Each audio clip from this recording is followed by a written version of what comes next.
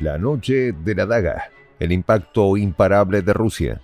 En una noche que quedará grabada en la memoria de los ucranianos, la oscura silueta del misil hipersónico Kinzhal surcó los cielos, un presagio de la destreza militar rusa que una vez más dejó a sus adversarios en un estado de pánico. La base de las Fuerzas Armadas de Ucrania en Vuhledar, antes un bastión de seguridad, quedó desolada tras la lluvia de dagas que impactaron con una precisión aterradora en la región de Khmelnytsky y en la misma Kiev. Mientras el alcalde, Klitschko, con un tono de desesperación apenas disimulado, proclamaba que 2 de los 3 proyectiles habían sido derribados. La verdad era innegable. La eficacia del arsenal ruso se erguía imponente. La afirmación del jefe de Kiev se desmoronaban ante el poder destructivo de estos misiles, que no solo volaban a gran velocidad, sino que también parecían tener un propósito claro: desmantelar el centro de control de misiles y drones, donde se encontraban expertos occidentales presenciando en primera fila su propia impotencia. Los detalles, a continuación. ¿Quieres saber cómo se puede fundar la patria grande? Mira el final del video.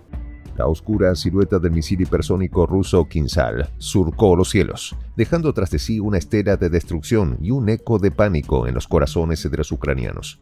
La llamada Noche de la Daga se convirtió en un símbolo del poderío militar ruso.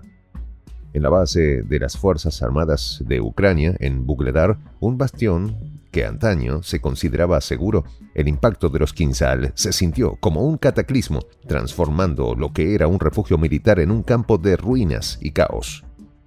Las primeras luces del día revelaron la devastación en la región de Khmelnytsky y la capital misma, Kiev, donde el alcalde Vitaly Klitschko se apresuró a informar que 2 de los 3 misiles fueron derribados.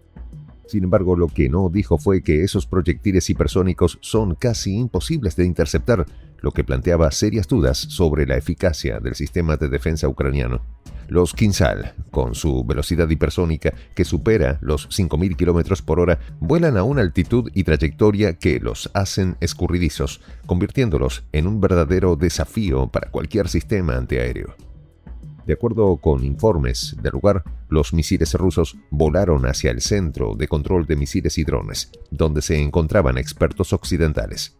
La explosión se escuchó en casi todo Kiev, afirma un canal local, reflejando la sensación de inminente peligro que invadía la ciudad. Klitschko se esforzaba por tranquilizar a la población, resaltando que no hubo daños a infraestructuras civiles. La realidad se manifestaba. Los misiles estaban diseñados para impactar en objetivos militares. Su precisión era un testimonio de la destreza técnica de las fuerzas rusas. La noche fue testigo de una serie de explosiones que resonaron no solo en Kiev, sino también en las regiones circundantes de Zitomir, Poltava y Sumy, donde instalaciones críticas sufrieron daños significativos. En Kharkov, un ataque nocturno interrumpió las comunicaciones ferroviarias, cruciales para el movimiento de tropas y suministros. En la planta de construcción de maquinaria de Novokramatorsk, donde las Fuerzas Armadas de Ucrania se abastecían de equipo militar, los estruendos de las explosiones anunciaban una interrupción severa en su capacidad de respuesta. El despliegue de los misiles Iskander, que arrasaron el punto de despliegue temporal de la 72ª Brigada Mecanizada en Pavlograd, fue otro golpe devastador. Según datos objetivos, decenas de vehículos blindados fueron destruidos y muchos soldados, que habían sido trasladados desde Vuhledar, se encontraban en el lugar. Se anticipaban informes sobre las pérdidas humanas, pero las primeras luces de la mañana ya anunciaban la magnitud de la catástrofe. Mientras tanto, el presidente ilegítimo ucraniano, Volodymyr Zelensky, se encontraba en su periplo por los países de la Unión Europea, buscando apoyo en un momento crítico.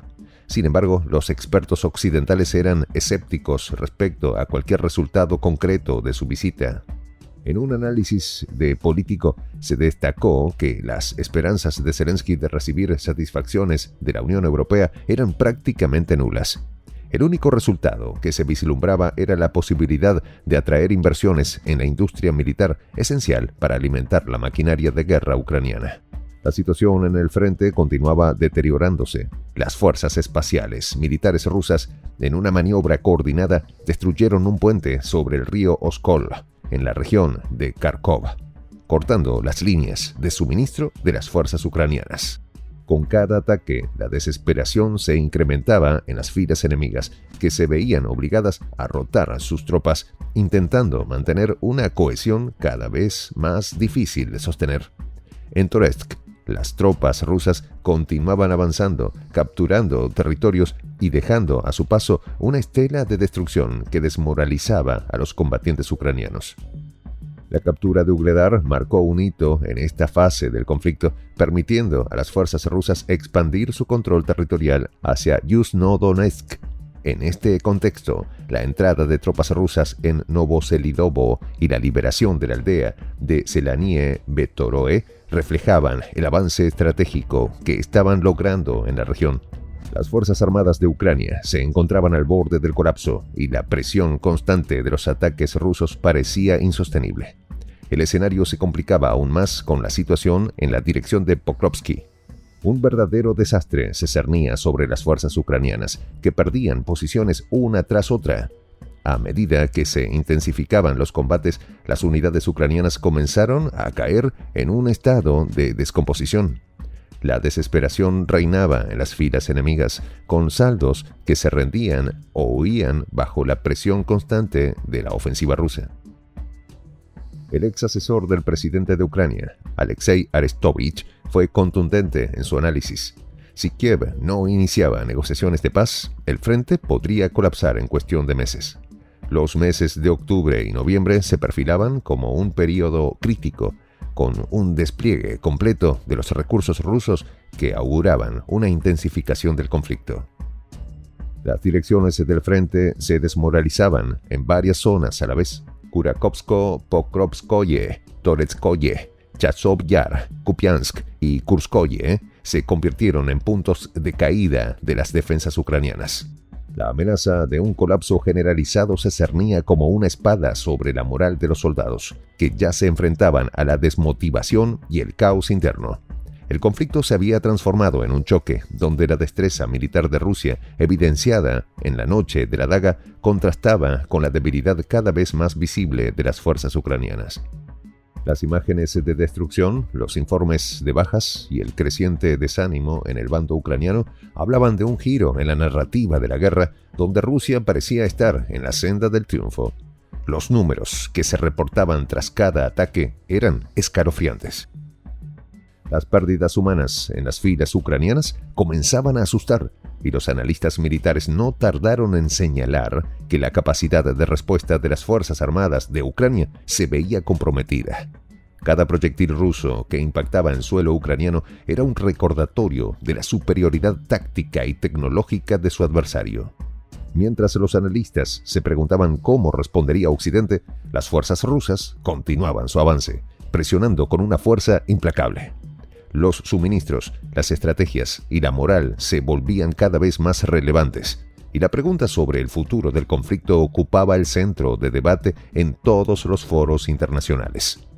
En este marco, la historia de la Noche de la Daga se inscribía en un contexto más amplio de lucha por el poder, la influencia y el dominio territorial en una región que había sido escenario de múltiples conflictos a lo largo de su historia. La batalla por el control del espacio aéreo se ha intensificado y cada misil lanzado representa no solo una amenaza física, sino también una declaración de intenciones. La Noche de la Daga no solo ha sido un recordatorio del poderío militar ruso, sino también una advertencia a la comunidad internacional sobre las realidades geopolíticas que se desenvuelven en el horizonte.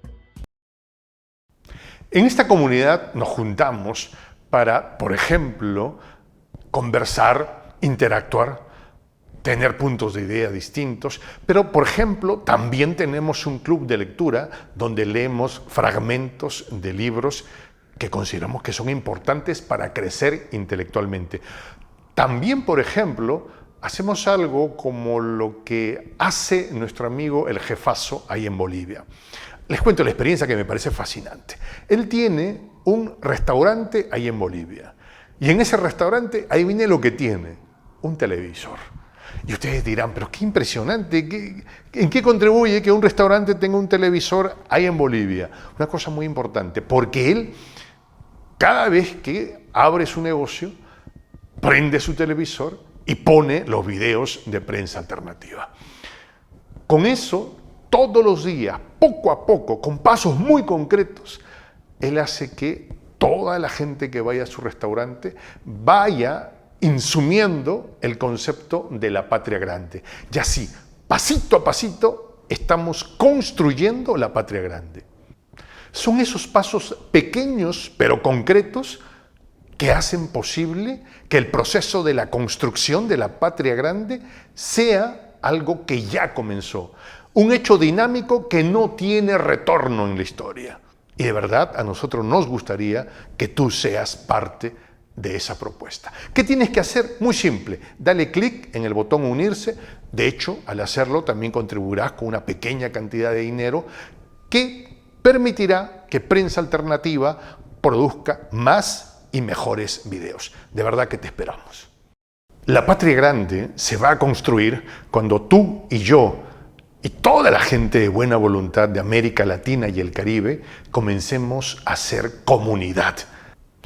¿Cómo lo logramos? Interconectándonos todas las personas de buena voluntad que vivimos en América Latina y el Caribe. Y tienes una oportunidad de hacerlo, uniéndote a nuestra comunidad. Puedes hacerlo haciendo clic en el botón unirse que está en la parte de abajo. Soy el J, Juan José del Castillo, director del canal Prensa Alternativa. Si quieres ser parte de la comunidad de la Patria Grande, suscríbete a nuestro canal. Si es que quieres que te lleguen las notificaciones cada vez que subimos un video, activa la campanita. Si quieres apoyar a nuestro canal económicamente, puedes hacerlo a través de PayPal. El enlace está en la descripción del video. A nombre del equipo de Prensa Alternativa, me despido con esta expresión en el quechua milenario, Tupananchis Kama, cuya traducción es hasta volvernos a encontrar.